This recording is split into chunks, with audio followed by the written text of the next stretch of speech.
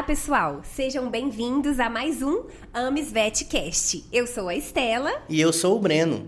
E hoje estamos aqui para falar sobre um tema que gera muita dúvida. E o tema é: o meu pet precisou ficar internado. E agora? E para isso, trouxemos uma convidada que entende do assunto. É a doutora Ana Lúcia, que trabalha na internação da Ames Vet há 4 anos.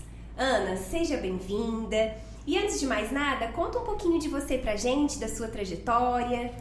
Primeiramente, boa noite, né? Queria agradecer o convite de estar aqui hoje. Meu nome é Ana Lúcia, sou médica veterinária, me formei aqui na Universidade de Uberaba mesmo. Sou pós-graduada em clínica médica de gatos também, sou casada, tenho 3 filhos e amo minha família. E muitos pets, né? E muitos animais, isso que eu pensei. Não pode escolher, não pode esquecer, eles compõem a família, né? Isso, com certeza. Ana, e pra gente começar, conta pra gente quais são os principais motivos que levam o pet a precisar de uma internação. Sim, os principais motivos, né, que levam o pet a precisar de uma internação, geralmente, né, principalmente durante o dia. Vamos primeiro falar durante o dia, né? Diarreia, vômito, o animal fica muito desidratado quando tá com muita diarreia e muito vômito, então ele precisa ser internado. Durante o dia também acontece de chegar também animais atropelados, com fraturas, hemorragias também é comum de chegar, né? Quando a gente fala em questão de hemorragias, gera alguma dúvida nos tutores também. Porque às vezes é só um sangramento mais tranquilo, né? Que também é controlado na internação, mas alguns casos mais graves, né? Precisa até mesmo de cirurgia, de abordagem cirúrgica nesse caso, né? Então, geralmente chegam pra gente, geralmente o animal atacado, onde tem muito sangramento, muita hemorragia. Sangramento nasal, que a gente chama de epistática, aquele sangramento mais tranquilo, que a gente consegue controlar de maneira mais rápida, né? Mas de toda forma, ele precisa de monitoração e precisa ficar internado. Em 2025 agora, os casos assim que eu percebi que chegaram mais pra gente lá na internação foi picada de escorpião. Chegou muita picada de escorpião. Intoxicação também é muito comum, principalmente intoxicação bufotoxina, né? Que no caso é por sapo, intoxicação pelo veneno de sapo. E os tutores também às vezes têm dúvida em relação a isso. O animalzinho precisa ficar internado nesses casos? Então varia muito individualmente, de acordo com cada animal, como que o animalzinho chega ali nessa situação. Por exemplo, o animalzinho cardiopata, porque como o veneno do sapo ele causa cardiotoxicidade, nefrotoxicidade, né? Nesses casos a gente recomenda a internação do animalzinho, pra gente poder monitorar ali pelo menos 12 horas, né? O animalzinho ficar na fluidoterapia. Às vezes precisa até passar uma sondagem uretral para poder eliminar o veneno mais rápido ali, porque geralmente é eliminado na urina. Então, nesses casos, a gente recomenda internação. Mas em alguns casos, a gente faz a ausculta, vê o coraçãozinho do animalzinho ali, vê que não tem nenhuma alteração, que não está apresentando tantos sinais clínicos, a gente faz a medicação lá na internação e libera para casa também, né? Deixa eu ver mais casos assim também comuns na internação recentemente que chegou pra gente também assim, desse ano de 2025, foi a cetoacidose diabética também, chegou muito animal. O que seria isso, né, pros tutores, né? É o animal quando o animal já é diabético e descompensa ali, a glicemia dele fica muito alta nesses casos, né? E também, em questão do animal ser diabético, mas ele não sabe que é diabético. O tutor não sabe que ele é diabético, vai ser diagnosticado ali na internação. Então, nesses casos também, o animal precisa ficar internado também para monitoração, para fazer um controle também da glicemia, que chamamos de curva glicêmica, que é realizado também na internação. São vários casos que chegam pra gente, é muita coisa. A gente vê assim que tem realmente uma diferença, né, dos animais que chegam durante o dia e durante a noite. Acaba que o animal que chega durante o dia, talvez a gente consiga ali estabilizá-lo na própria consulta, fazer uma receita, exames e mandar para casa. A doutora Ana Lúcia, ela trabalha no plantão noturno, lida com emergências todos os dias. Isso. Então é essa questão, igual ela falou, intoxicações, envenenamentos, animais atropelados, atacados, né? Que é o que chega mais à noite na emergência. Já durante o dia é o que você falou, são casos que às vezes não precisa internar, né? Isso. Nós atendemos muito casos de insuficiência renal também, né? Isso, verdade, lá na clínica. Verdade. A gente vê que vários pacientes precisam internar porque estão ali com aumento de ureia, creatinina, que são compostos que marcam que tem uma lesão renal acontecendo, que também precisam internar, né? Isso. E o pessoal tem muita dúvida também, geralmente, eu tô falando mais em questão de dúvidas que eles passam pra gente, né, durante a noite. É o que seria essa abordagem emergencial? No telefone o pessoal pergunta muito, o que é essa abordagem emergencial, né? Aí a gente explica pra eles o que seria, mas aproveitando então a deixa, né? A abordagem emergencial é quando o animalzinho chega totalmente descompensado. Ali na recepção a gente já percebe que ele já tá tendo dificuldade respiratória, por exemplo, alguma hemorragia, febre muito alta. Ali a gente vê que realmente ele já precisa de abordagem no momento, então já vai direto para internação. Não dá tempo de esperar passar por consulta nesses casos. É aquilo que vai levar, pode levar a óbito muito rápido, né? Não dá para ficar esperando um atendimento normalmente ali. E Ana, quando um tutor recebe a notícia que o paciente vai ficar internado, é aquela conversa tensa no consultório, né? Que a gente explica que ele vai precisar de internação. O que ele pode esperar desse período? Ele tem que estar ciente que ele tem que confiar no nosso trabalho. Primeiramente, ele tem que confiar no profissional ali que está atendendo nele naquele momento, né? Porque a confiança, ele transmitindo a confiança dele para nós é muito importante também, tá? Ele tem que estar ciente que na Amisvet temos veterinários 24 horas, então sempre vai ter um veterinário ali do lado do animal dele, dando assistência para o animalzinho dele, né? Então ele não precisa preocupar, que a gente consegue dar todo esse suporte. Nós temos profissionais ali capacitados, né, para todo tipo de casos, profissionais que são treinados também, tá? A gente tem técnicas também de treinamentos para adaptação do animal ali na internação também. Então, que ele pode ficar tranquilo, confiar no nosso trabalho. Geralmente, eles têm muitas dúvidas também em relação ele não comeu, não se alimentou. E como que vai fazer para comer na internação? O animal sempre vai se alimentar. De alguma forma. Lá a gente utiliza alimentação forçada, né? Que é uma alimentação hipercalórica. A gente realiza através da seringa na boquinha do animal. E em casos que o animal ali não consegue deglutir, está com dificuldade de engolir o alimento, nós realizamos também a sondagem nasogástrica. O que seria? É a sondinha que passa no narizinho e vai até o estômago do animal. Em alguns casos também mais graves, por exemplo, vou dar um exemplo assim que é mais comum de chegar pra gente, fratura, gato caiu do 3º andar, 4º andar, fratura de mandíbula. Então o animalzinho precisa passar por procedimento cirúrgico, aí ele vai ficar com a boquinha fechada ali um longo período, né? Então ele precisa o quê? De passagem de sonda esofágica nesse caso. Então, uma preocupação de alimentação, os tutores podem ficar tranquilos que sempre o animal vai ser alimentado. E nesses casos de fraturas mais graves, o animalzinho pode ir para casa com essa sonda esofágica, que já é diferente dos outros procedimentos, que no caso, como tem risco de contaminação, a gente não consegue liberar o animal para casa com a outra sonda. A alimentação é completamente importante na recuperação desse paciente que está internado, né? Visto que é um animal ali convalescente, né? A gente fala, ele está com alguma dificuldade em algum sistema, né?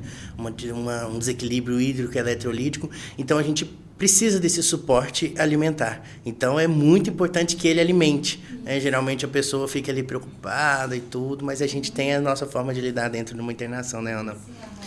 Ô, Ana, e assim, hoje em dia, a gente vê que os tutores, né? Os tutores não, a gente é super apegado aos nossos pets, né? São verdadeiros filhos, né? E como é que funciona numa rotina de internação?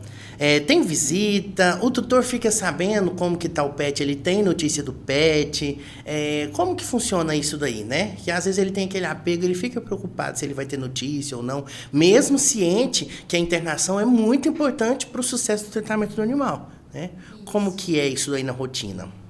Em relação à rotina, né, essa pergunta é muito importante também, que gera muitas dúvidas, né? É importante a gente falar para os tutores também. Nós, atualmente, temos um horário de boletim médico das 11 a meio-dia.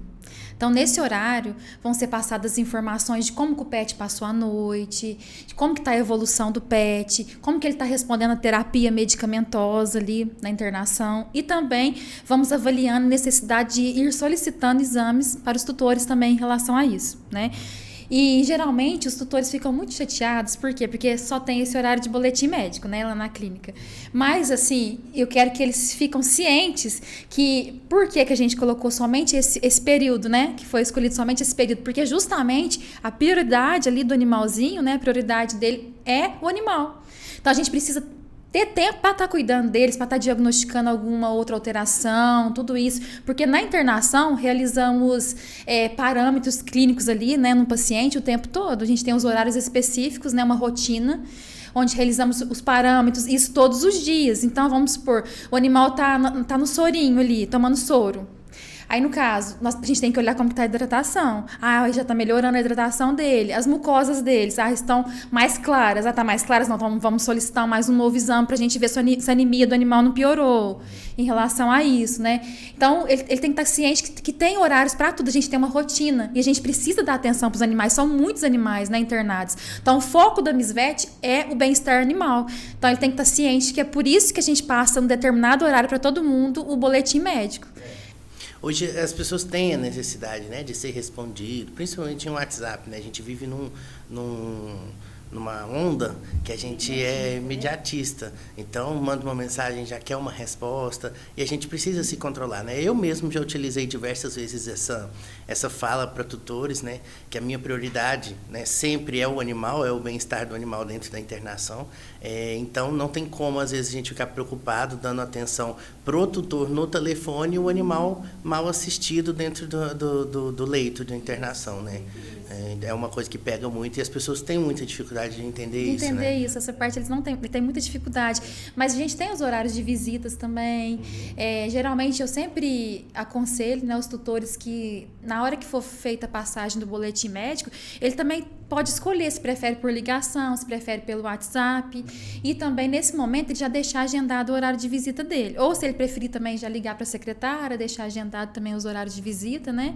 Que é muito importante também. Lembrando que dias de domingos e feriados a equipe é um pouco mais reduzida, então a gente não tem visitas, né, em feriado e domingo. E é isso, assim, o principal seria isso. Não, a visita é algo bem interessante, né? Porque é o momento do tutor ver como é que tá o paciente, né? Ver como é que ele tá ficando dentro da internação, conversar com o veterinário pessoalmente para poder entender do caso. Então, tem esse momento. E é interessante também, porque para nossa avaliação diária, a interação do animal é muito importante para a gente. Porque já aconteceu comigo também diversas vezes, a gente está na internação no dia a dia, avaliando o animal, não tem nenhuma alteração de parâmetros, os exames já estão num valor, num parâmetro esperado, e o animal fica ali quietinho na gaiola e tal. Aí a gente fica assim, não tem possibilidade de alta, né? Ainda não está bem, tudo. De repente, o tutor chega na visita e o animal se transforma. Então, naquele momento, era um horário de visita que é transformado num horário de alta. Não tem como. Então, é muito importante a gente ver essa interação, porque a gente fica julgando pelo nosso olhar clínico, mas, de repente, ele está só chateado, emburrado ali, de estar ali naquele lugar, né? Ele é diferente do que chegou, porque provavelmente ele chegou por algum motivo que estava deixando ele dessa forma, né? E é o que eu sempre falo. Em casa, os tutores, se falou que ele está diferente, ele está diferente. A gente tem que investigar. Com certeza. Não tem essa de, chegou aqui, melhorou, não. Eu tenho experiência própria em casa. Ana, e o momento da alta? Quando é? Quando que o veterinário vai falar para o tutor a melhor notícia de todas da internação, que é seu animalzinho está de alta? O que acontece? Como eu falei anteriormente, né, a gente vai fazendo essas avaliações de parâmetros, né, do animalzinho, até a gente concluir que realmente ele está apto para alta.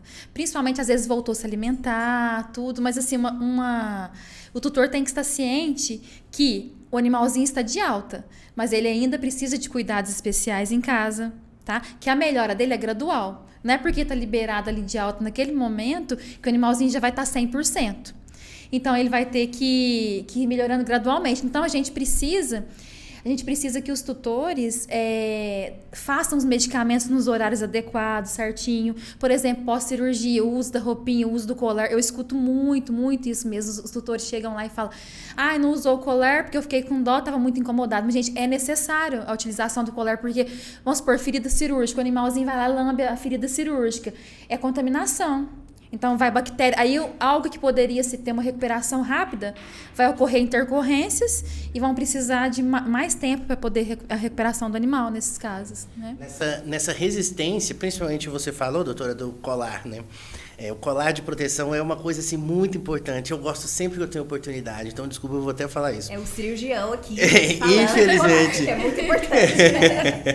Infelizmente, a gente já teve, eu já vi muitos pacientes, principalmente animais da raça Shih Tzu, que tem muitos problemas oftálmicos, acontecer de ficarem cegos, acontecerem de perderem um olho por simplesmente não utilizar o colar, né? Às vezes o tutor acha que vai incomodar, gera um incômodo para a gente, para o tutor, para o animalzinho, mas é algo que ele vai se adaptar. Então é importante a gente entender que nos primeiros 3 dias vai ser difícil, mas depois a gente vai ter um resultado satisfatório e para o sucesso do tratamento é necessário. Pós-cirúrgico nem se fale das vezes que a gente teve problema, porque chega alguma alteração, o tutor, a gente já vira e fala, ficou de roupinha, ficou de colar, aquilo está na cara que o animal lambeu a ferida. Então, não tem nem como a gente ter outro argumento. E é simplesmente por uma colaboração. Então, eu acho que a gente pode frisar nisso, doutora, que a alta não quer dizer que está tudo bem. A gente ainda precisa da contribuição. Então, com certeza, o animalzinho vai com uma receita para casa, com várias recomendações e também medicações. E a alta, ela só vem depois de um retorno com o clínico, que vai falar, esse animalzinho está de alta. Aí sim, acabou a medicação, acabou todo o tratamento. É igual cirurgias ortopédicas, precisa de repouso. E às vezes a pessoa não deixa o animalzinho de repouso, aí depois chega lá com a gente nos retornos, o animalzinho está totalmente descompensado. Com certeza, é o que eu falo. Quando a gente se submete a um procedimento cirúrgico, principalmente ortopédico, por que ortopédico? Quando você fala que fraturou alguma coisa, a pessoa já vem aquela agonia, então já sente a dor e tudo mais, aquela super empatia com a dor do animal, principalmente, que é o que a gente está falando. Mas o animal, ele é assim, ó, a gente faz a cirurgia ortopédica, o animal, ele não tem aquela coisa, a gente, humano, fala assim, ó, 90 dias, doutora, sem colocar o pé no chão. Você fica o quê? 120 dias sem pôr o pé no chão, só com uma fisioterapia para colocar o pé no chão. E aí, o animal, não. O animal já passou ali o pós-operatório 7, 10 dias, tem alguns que até 3 dias de pós-operatório, já apoia o pé, já apoia a patinha no chão. Então, você vai achar que ele vai pensar assim, nossa, não, eu fiz uma cirurgia, eu tenho uma placa aqui. Então, a gente tem muito caso de insucesso, principalmente em ortopédicas, por conta disso, do pós-cirúrgico, que não é feito da forma adequada. Então, a gente sempre reforça que é algo demorado, né? Com certeza. E aproveitando o assunto, né, da internação, quando chega o animal com fratura, às vezes a pessoa fala assim, precisa ficar internado porque está com a fratura, mas precisa. Por que precisa? Porque até a imobilização é necessária, tem um tipo certo de imobilização do animal, até realizar a cirurgia, até fazer o controle de dor, então é necessário sim, nesses casos. Ô, Ana, pra gente poder finalizar aqui o nosso podcast, porque se deixar a gente vai falando Nossa. de internação aqui. Vai longe, né? Pra noite Isso. toda aqui. Teve algum caso marcante pra você na internação, de algum paciente internado que marcou a sua trajetória? Claro, são vários pacientes, né, que marcam a gente, assim. Mas, assim, um caso, assim, não é um caso ruim, mas é um caso que marcou por conta de diagnóstico. Então, eu vou contar ele. Não sei se vocês lembram dele, o Einstein, um que estava tendo epistaxe, sangramento nasal o tempo todo. Então, por acaso, eu conheci a tutora dele, de novo, né? Que eu já conhecia na clínica, mas eu conheci ela. Ela é coordenadora na escola onde a Ana Clara, minha filha, está estudando. Então, a gente se encontrou lá, né? E eu perguntei como que tá o Einstein, né? Aí ela me contou, assim, que porque ele tinha muito sangramento, a gente não conseguia ter um diagnóstico, o que acontecia, as plaquetas dele ficavam baixas. A gente fez exames para ver se tinha alguma alteração de doença do carrapato, algo assim, né? E a gente não conseguia fechar. Ela descobriu, acho que vai ser até novidade para vocês também, ela descobriu que ele estava sendo envenenado pelo vizinho. Era onde ele estava tendo essas microhemorragias, não somente nasal, como microhemorragias em vasos sanguíneos sistêmicos no organismo dele. Então o que aconteceu? Ela mudou de local onde que ele ficava, aumentou o muro da casa, tá normal, não precisou nem voltar mais na Misvete. É um caso, assim, que me marcou, por quê? Porque a gente nem pensou em questão de veneno, envenenamento, né? Isso. E ele fez diversos exames, né? Pra gente fechar. Realizou vários exames, preocupada. extremamente preocupada, assim, eu fiquei feliz de ter encontrado com ela, ela me contou, eu fiquei super Legal, feliz. legal. Feedback muito bom. E é algo que às vezes, né, a gente não... É o que eu falo, a gente tem que sempre investigar tudo é possível. A gente tem que ser Dr. House mesmo. Sempre. Doutor, muito obrigado pela sua participação, as informações de grande valia para a gente, né, para os tutores de casa. Eu acho que a gente, sempre que tem essa possibilidade, a gente dá uma reforçada em algumas coisas que é importante para eles preocuparem, né? E que eu acho que o nosso foco a gente conseguiu evidenciar isso, né? Que é a importância da internação. Então, acho que para a gente concluir o que a necessidade, se tem necessidade, se tem indicação, é porque realmente precisa. E às vezes a gente tem que parar e pensar um pouco da real necessidade mesmo. Eu preciso ceder e aceitar que o meu pet precisa de uma internação, né, doutora? Isso. Eu agradeço muito, viu, pela oportunidade de estar aqui hoje, tá bom? Eu sei que é um assunto, assim, que se deixar a gente ficava a noite toda falando sobre o assunto, né? Uhum. Mas eu espero ter sanado pelo menos algumas dúvidas dos tutores que estão em casa. Perfeito, Ana. Muito obrigada. E o pessoal aí de casa, continue nos acompanhando. Teremos episódios toda semana. Segue a gente nas redes sociais e até semana que vem.